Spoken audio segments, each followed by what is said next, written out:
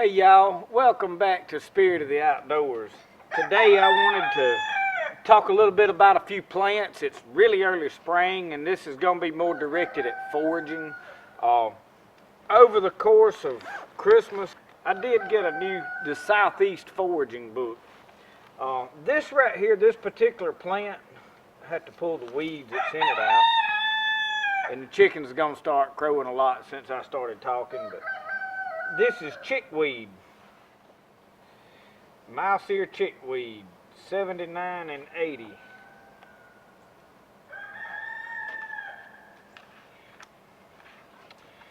Okay, how to identify. Chickweed has soft round stems bearing opposite leaves that are oval to pointy. When growing in abundance, it forms dense mounds. The flowers are tiny, star-shaped, white, blooming in clusters at the end of the stems. Several types of chickweed grow in the southeast. Common chickweed, Stellaria media, is the only one with leaves that grows on short stalks. Star chickweed, S. puveria, has leaves without stalks. Both species do not have much hair, while mouse-eared chickweed, which is what this is, and I'm going to struggle with some of these scientific words, you guys. Cerestium ulgatum is hairy with leaves that do not have stalks. Chickens are indeed very fond of chickweed.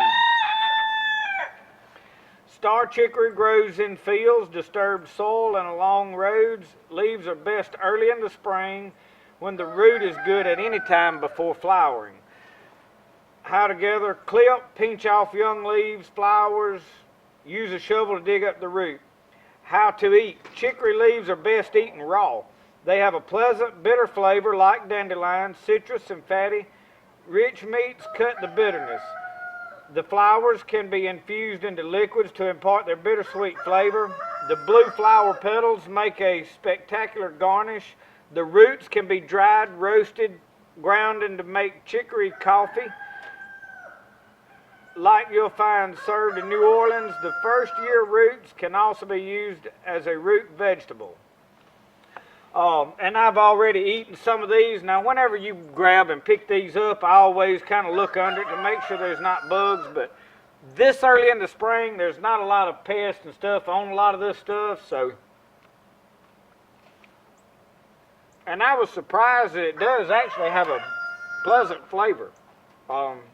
Obviously, these are growing right here on the corner of my building. So, I just had come out here. Now, I'm going to be honest with y'all. What I do a lot of times is I take my phone. I have the picture of this out. I take a picture of it, and I get an idea of what it is. But I never run with that because I have had that app to be wrong at different times. You look at the book, this is a very good book. I just got this at Christmas, like I said, and it's got a lot of information. It's got good color photos. As far as just foraging and wild edibles, I would highly recommend this book. So anyway, we're going to take a look at one or two more plants, walk around a little bit today, show you some things, just talk a little. So stick with us. I do have a bit of goldenrod tea I'm enjoying with it. Nice sunshiny day. They're giving out snow for tomorrow, so it's summer today, it'll be winter again tomorrow. This is Mississippi for you.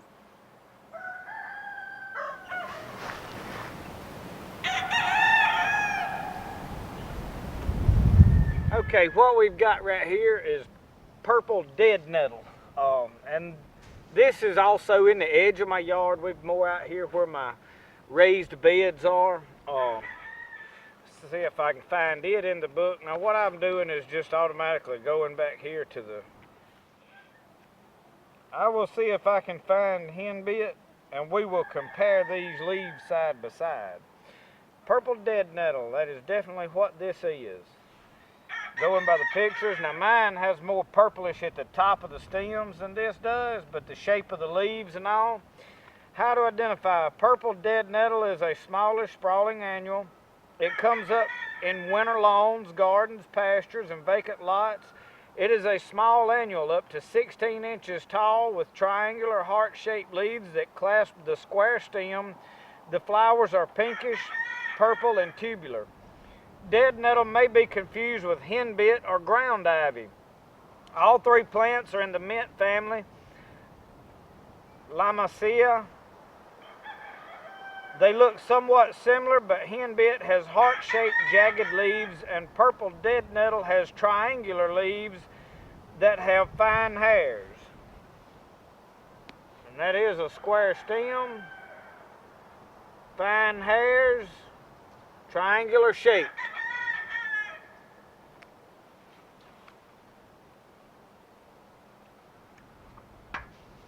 Has a hint of cinnamony taste, I would say. Oh, and there's our friend the honeybee.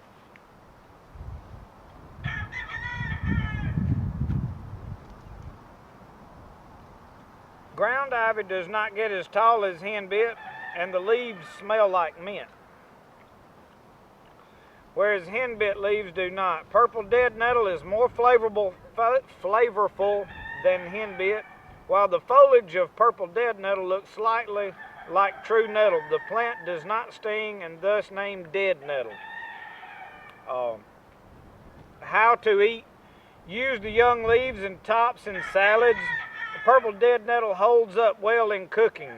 The stems have a mild crunchiness to them. The ruffled leaves have a chewy texture. You will want to think of dishes that will bring out the mushroom-like flavor. Purple dead nettle has small pinkish purple flowers that are edible, but too small to use on their own, although they can be combined with the leaves. So this is purple dead nettle, and like I said, I done tried a piece of one. This was the initial plant that I really wanted to come out and do because it's flourishing all across this yard, and I can take you over here and show you some very large patches of it right back out here. So I did want to mention one other book that I got in the mail. I ordered this one. This is American Medicinal Plants by Charles F. Millspaw. See if I can find purple dead nettle in it. This plant is also medicinal. Dead nettle, page 121. Or illustration. This one goes by the illustrations, 121. So when you're looking back in there, that number will be these illustrations, and this number, not the actual page number.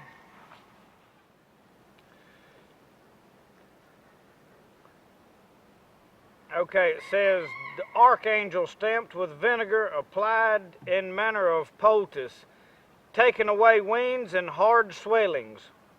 The king's evil, inflammation of the kernels under the ears and jaws, also hot fiery inflammation of the kernels of the neck, armholes and flanks.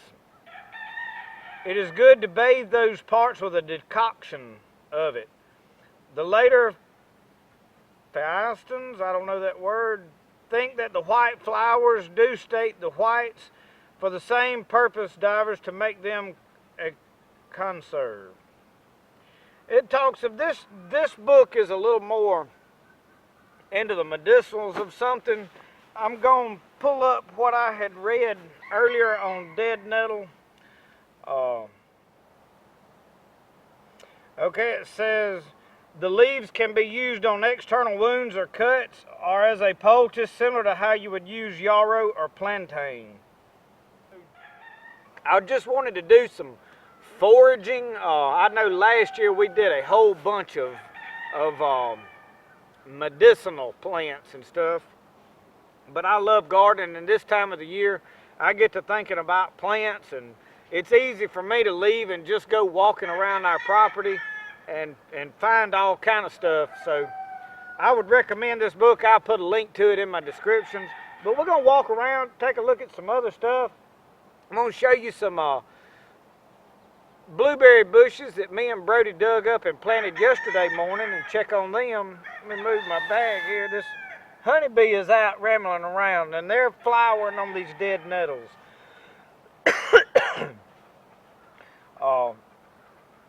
They may be mad that I eat this one. But now, I don't recommend everybody just go to rambling around picking up everything, popping it in your mouth. Probably needs to be took in and washed and like you would do any other thing, but I'm used to this kind of stuff. It don't bother me. So I'm not recommending it. You just pop it up and eat it, but I'm proving that you can if you want to. But I'm surprised at the amount of honeybees that are out today. I'm sure they don't have a lot to choose from, so this is a good food for them this time of year.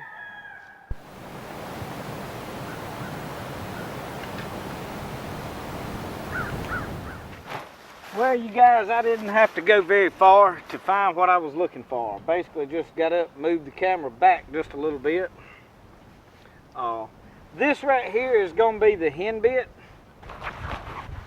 It was on 132, wasn't it? Yeah, henbit. Which it is also edible. So if you confuse them eating them, it's not the worst thing in the world. It says to use the young leaves and tops in salads. Henbit also holds up well in cooking. The stems are crunchy. The mild leaves have ruffled, chewy texture. Use the herbal, nutty flavor to balance out creamy, smooth flavors. How to identify. Henbit is a small downy plant in the mint family that grows up to 16 inches tall. The rounded, bluntly toothed leaves grasp the square stem that branches out at the base. The flowers are pinkish purple and tubular. Henbit is sometimes confused with purple deadnettle or ground ivy. All three are in the mint family. Lamiaceae. They all look somewhat similar, but henbit has heart-shaped jagged leaves and purple deadnettle has triangular leaves. Ground ivy, which is also edible, grows along the ground and never gets as tall as henbit. The ground ivy leaves smell like mint, while henbit does not have the fragrance. So you can see right here on this, the wind is getting terrible. I hope my windsock is blocking off some of the roaring. I'm going to pick a couple of these. Obviously, we're going to try it.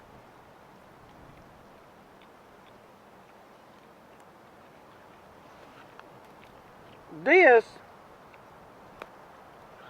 has a more pleasant flavor. So I would recommend the henbit.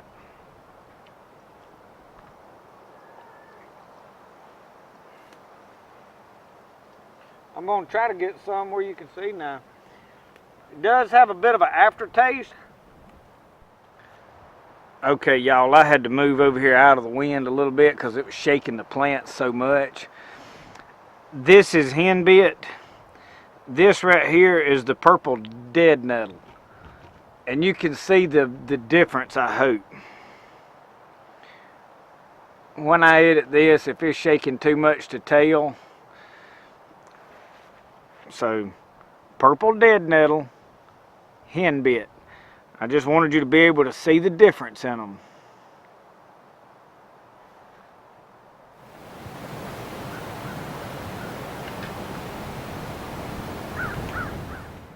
Y'all, I just wanted you to see, these are some blueberry bushes me and Brody dug up yesterday morning, planted them here. Don't know how well that's going to do because we dug them up close to from the other existing bushes down there and just took a shovel. So we had to cut some roots pretty close because they were growing up pretty close to the other trees. But now I did loosen the dirt all around them. And you see here I made somewhat like a little donut around. That kind of helps hold water around that plant. And being it's this early, so we planted 3. Those 2 right there are very small. It's basically just 2 little sprigs. But this one and that one was a little bit larger. I just wanted y'all to see how large this big patch of henbit is right here. I mean, it is a very large patch, and there's some chickweed coming up in it right over here. A lot of what's light green down under here, this is all the chickweed. So you guys, you could forage a salad like you wouldn't believe. Now obviously here I have not done a video on this, and the ground is probably too dry to just pull them up like I have been doing. But this is wild garlic.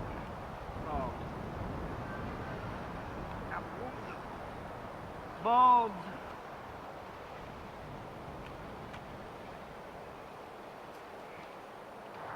And I'll show you a little about them.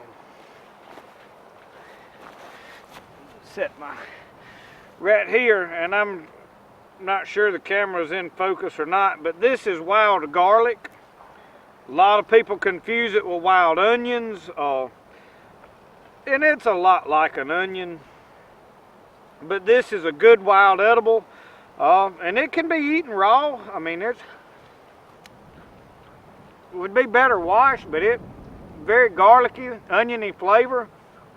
I really have a lot of times with this, between it and the wild green onion, or the green onions that we grow in a garden, tell the difference in them. But I'm going to take you over here and I'm show you where some purple dead nettle is growing. Get along right here and find a dandelion hiding. Very short right now, but that is a dandelion. Purple dead nettle, henbit. Purple dead nettle, henbit. You can see right all in here, this is all purple dead nettle. And you can see it sticking up. And this right here is henbit. So from a distance, this is dead nettle, this is henbit. You can see the difference. It's a fuller cluster coming up. But I just wanted to show you guys the difference in that stuff.